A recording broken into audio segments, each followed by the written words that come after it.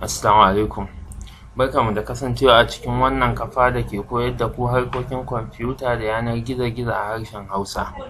A yau insha Allahu zan koya muku yadda za ku sa screen keyboard, ma'ana idan keyboard ɗinka baya yi, yadda za ka fito da keyboard a kan screen ɗinka ka dinga typing da cursor ɗinka da mouse.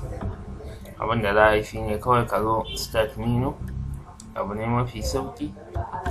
In ka zo start menu sai kai clicking, bayan ka yi clicking sai ka zo nan sai ka rubuta screen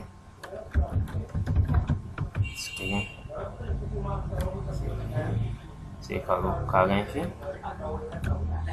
gashi nan, kawai sai kai double click a kan shi.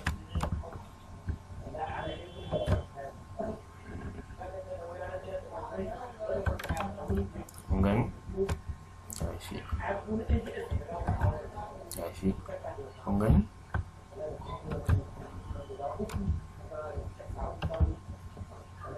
To, sai ka gwada shi.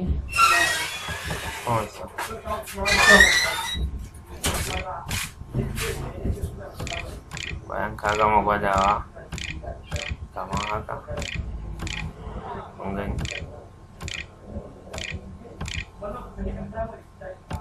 Shi kenan. Da fatan kowa ya fahimci yadda zai sa screen keyboard akan kwamfutan shi. Ku kasance da Hausa Teach TV domin samun tutorial a harshen Hausa. Na gode, sai anjima. Ka ɗinke mun tutorial. Da kyau.